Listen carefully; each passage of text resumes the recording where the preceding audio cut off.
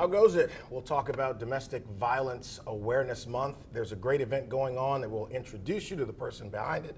A great program is helping kids with education, and it's election season, of course. Let's start with that.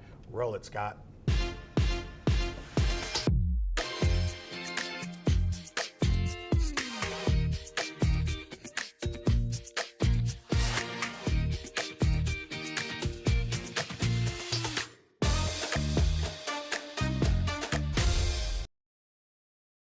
Louisiana go together like red beans and rice. So let's get down into it.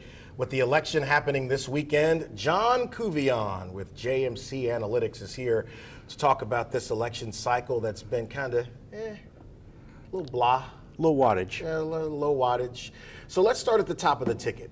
Obviously, the governor's race is up. John Bel Edwards, our longtime governor, is leaving office after 2 terms, 8 years, and you've got a cadre of candidates running to unseat him, and it looks like the outcome is inevitable, that Jeff Landry, either in a miracle finish in a runoff, or in the primary, or after the runoff, will be the next governor of the state of Louisiana. What about that?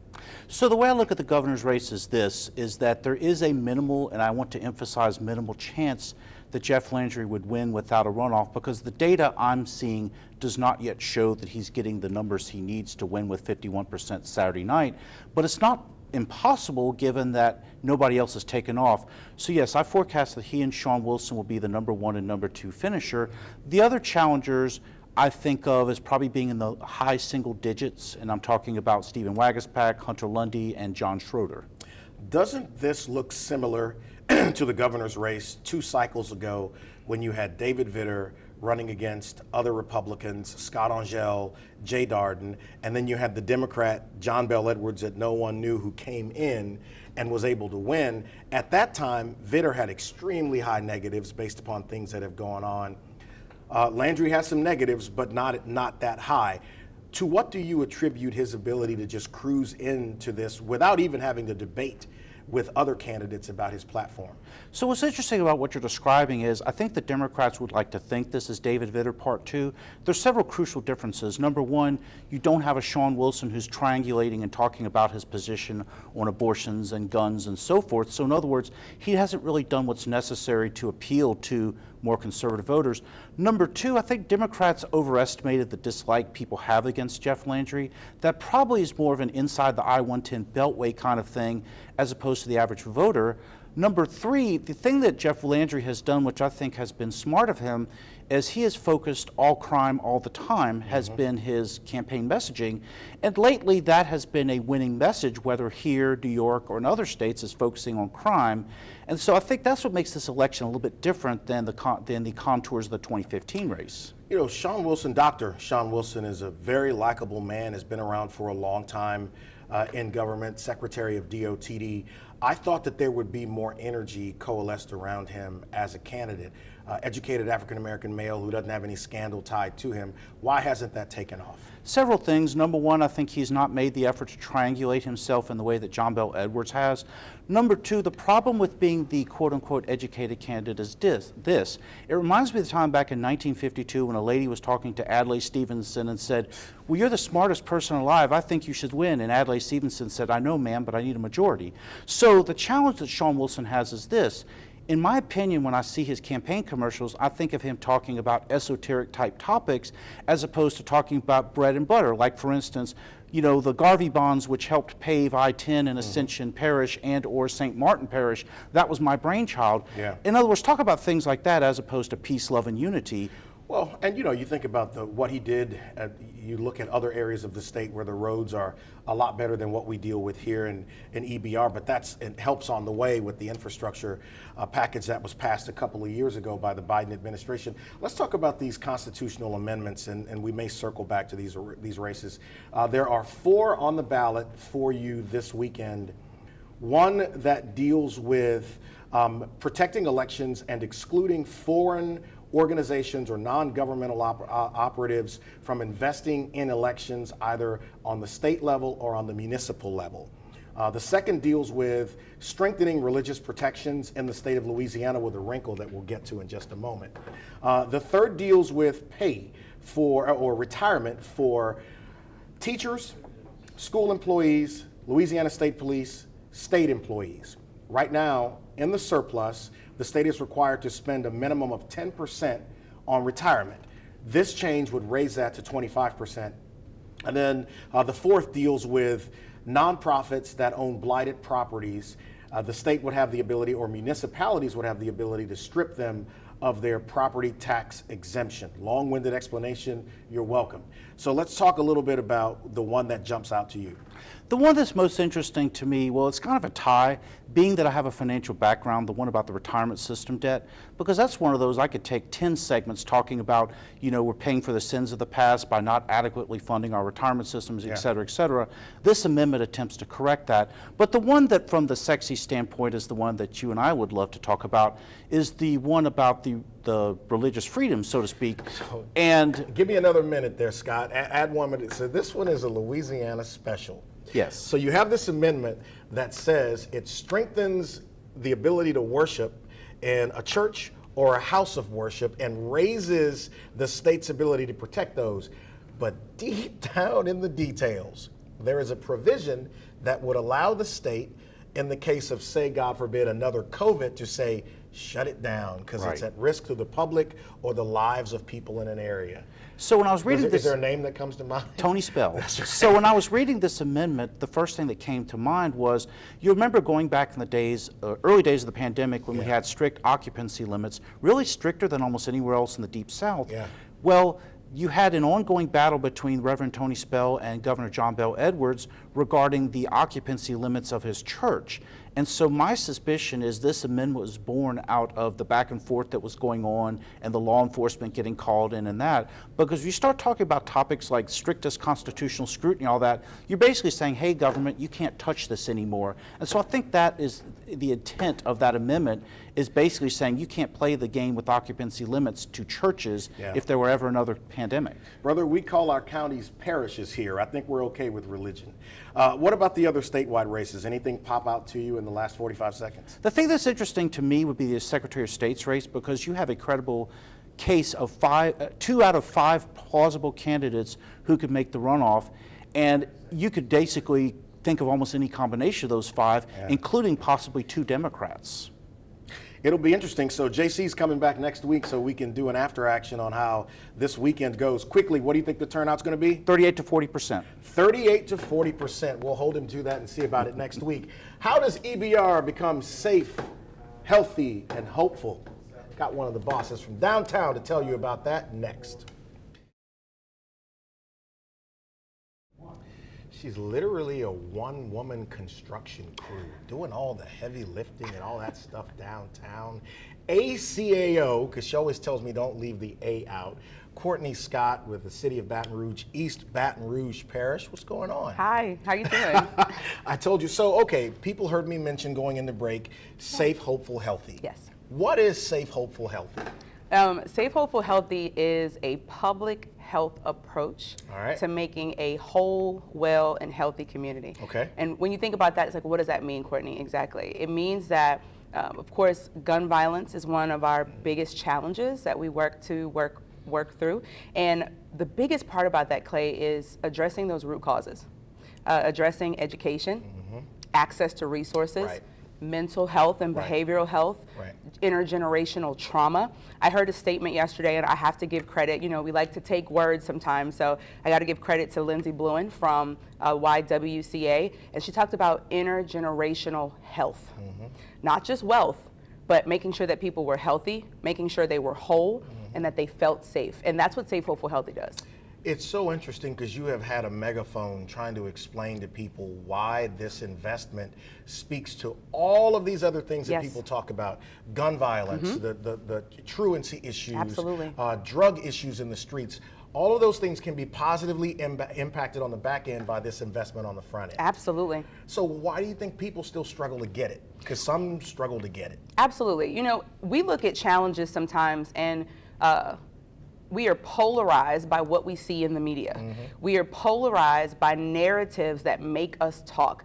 Well, we need to be polarized by the fact that individual people have challenges doing what some of us find very easy to do every day. And that is making a good decision. handling our anger, processing our emotions. And that's exactly what happens when you see gun violence play out. It is people making decisions in 30 to 50 seconds that will impact all of us and themselves for the rest of their lives. What is the biggest win that you can say you've achieved since the mayor launched this program, and you've been basically the person driving it? What's the biggest win? I think there's two things. Number one, we have seen a reduction in violence. That's true. Last year, we had a 23% reduction, but the biggest part about that is understanding that just because we see decreases, do people feel safe? The second win that I would say is that we have galvanized over 185 organizations, businesses, and institutions to come together to say, we want to step up and stop violence before it occurs. That may not seem like a win to many people because that is a win. But some people may not think so because it's not a data point that you can put on paper. But how many times have you seen people in our community working at the same table to say, let me just do my part, not worried about all that my organization does, just give me my chunk of the pie and let's do this together. You know, Picasso said, good artists create, great artists copy.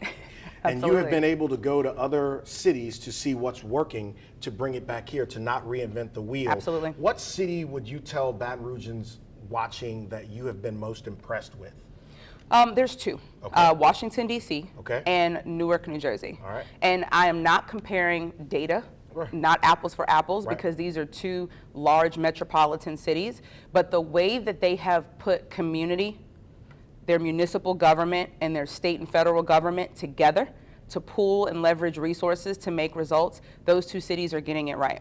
Also creating these offices of violence prevention that allow the city to provide the resources to community because they're the closest to the problem. I got a minute left and I want to throw two questions at you at once. The second one being, how can people learn more about this? But before then, how do we make people understand how important all this is? Yeah. Two things. One, people can go to safehopefulhealthybr.com. Safehopefulhealthybr.com. The data's there, ways to connect are there, and the existing programs are there.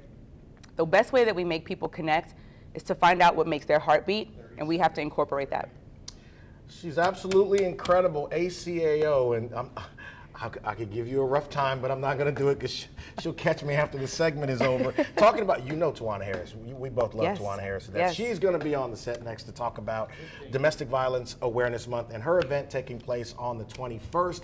Tawana Harris is here. And then Higher Grounds. Oh, I can't wait to introduce you to Dr. Felicia Young. No relation, because I'm sure she's smarter than me. Back next. So I had it wrong. Tawana Harris is in the last segment. That's completely Scott's fault. No, I'm just kidding.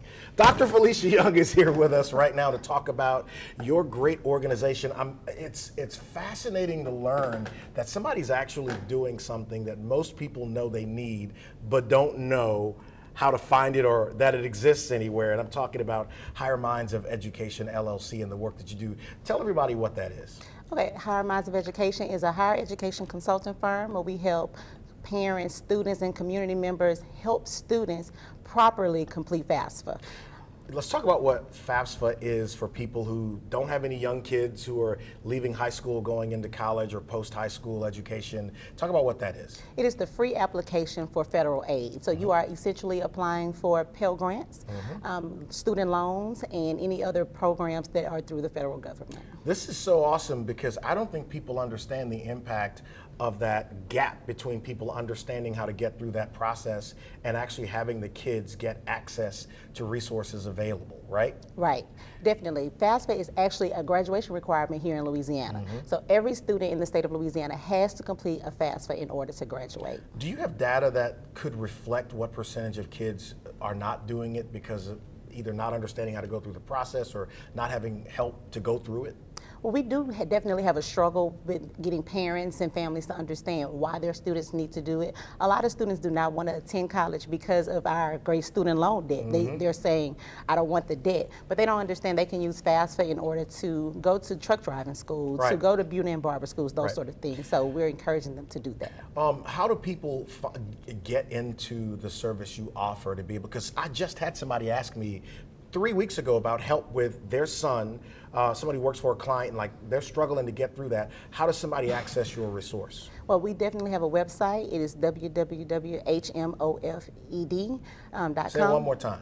www.hmofed.com. All right, okay. So you can find me there, but I'm all over the state of Louisiana, traveling from school to school, community to community to help students properly complete FAFSA. Tell me about some of the experiences with parents once you've taken them through the process and they've actually gotten it done and their kids are able to get access to these resources. They are super excited because it seems like such an overwhelming process, Right. and it's really not. But when you have someone there to hold your hand and walk you through it, it's a better process. So what made you come up with this?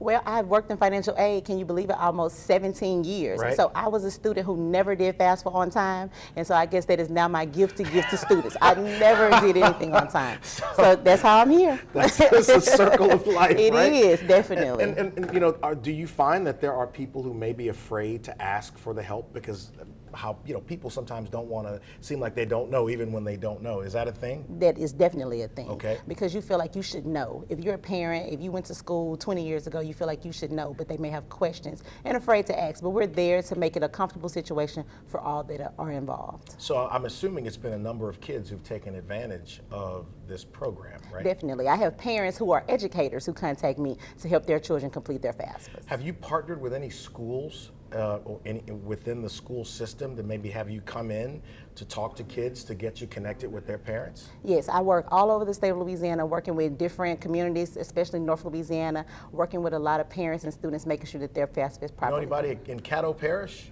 I do not know anybody in Caddo Parish. I got a guy. Okay, definitely, The definitely. school superintendent is somebody I know up there. All right, one more time. How can people learn about your program? It is on the website, hmofed.com. And I'm sure that you'll talk with them if there's a fee or anything that goes along with this. Definitely. All right, so this is great. Take advantage of the resource. Dr. Felicia Young, I'm just going to claim you as a client. That's what we'll do here. All right, Tawana Harris is coming up next to talk about Domestic Violence Awareness Month. And while we're here and I have your full attention, not only is the election going on this weekend, but the Jags are doing their thing on the yard this weekend. Congratulations to all Southernites, and go Jags this weekend. Back in just a moment. The fantastic Tawana Harris is here with us on set, the lady that no one can say no to, the force behind the Butterfly Society, which, by the way, is hosting a domestic violence awareness event on October 21st at Embassy Suites? Yes, on Constitution on Avenue. Constitution Avenue. This is October, and October is largely recognized as Domestic Violence Awareness Month, which is something that is important in this area. Let's start by talking about the Butterfly Society for someone who may not have heard about what it is and what you do. Yes, we're in our 9th year as an organization. Right. We've been around a long time. We're boots on the ground. We're a nonprofit domestic violence organization that provides a whole host of resources and services to victims, families, and survivors, from rental assistance, utility assistance, hotel stay, clothing, food, sometimes even car payments, gas cards. And then the services we provide is, safety planning, advocacy, outreach. And then we partner with Southern University Domestic Violence Law Clinic, who Right. provides temporary orders, restraining orders, protective orders, child custody, and divorces. So we do a lot. I've seen the work that you do on the streets, and you mentioned helping people get out of homes. So once they file an order of protection, or if they go and they make a claim against the person in the house, whether it be their partner or their spouse, you make it available to them to not have to go back to the house. Talk a little bit about that. And not going back and providing them shelter could be a new place to stay, whether it's an apartment or housing them in the hotel. Sure. Because we know that when they're leaving, Clay, they're leaving with absolutely nothing, pretty much just the clothes on their backs. And sometimes even when putting them up in a new place of living, whether it's an apartment or a house or in a hotel, there's a great chance they may return back. Statistics states anywhere from 1 to 7 times a victim will leave and go back. So we understand that. It's part of how this thing works. It's the dynamics of domestic violence. It's about mental control, and sometimes it takes a victim's many time to leave. You know, this is something we talk more openly about now than in years gone by. It's kind of like mental health as well, where it was always something you kind of kept over there. And how has the ability to talk about it so much publicly impacted your ability to do this work and help survivors? I think for us, we built such great relationships coming out into the community when we first got started with this work. We showed community who we were, and that we were here for the long term. We weren't popping in and popping out. And it didn't always start off so great. But as community got to know who the Butterfly Society was and the faces behind it, they began to trust us, because you have to build that trust before you can build anything. Right. And they felt that we were trustworthy, so we were able to get into some places in a neighborhood church. We were able to go into the barbershops and the hair salons and have that conversation. And then when community come to know that you've been there yourself, you've survived it yourself, you've walked in the shoes, you've walked the journey, the trust, again, was built. So that's how you get folks to open up about this conversation more and more. Tell people about the event on the 21st. Is it sold out yet? No, we still have tickets Okay, available. so- You can go to the website, All right. thebutterflysociety.org. October 21st, our guest speaker is Judge Chase, Louisiana Court of Appeals, Fourth Circuit Court of Appeals. She's our guest speaker. You're our MC. You said yes to it, and you No, I know. continue to say yes to it. keeps saying that And like I had an please option. I had come no out. option. We're going to be honoring community partners. We're going to be honoring advocates and activists. And when I tell you we have a great piece that's been added to the organization, a call to men, the Butterfly Society Coalition of Men. Men are taking a stand. Men are allies, they're advocates, and they're coming on board with this movement. So come out and join us October 21st. Again, they can learn about the event at thebutterflysociety.org. Yes. And look, not only the event, support them with the check. Make a Yes. donation to a great Yes. organization doing great Yes. work. Yes. And again, I say to you, good luck this weekend to the Jags. Great luck to the Tigers playing Auburn. Go out and vote. Vote. You've heard it. People made sacrifices to give you this right. Get off that backside and go vote. See you next week. We'll talk about these elections. Thanks, T. Thank you, darling. It was good.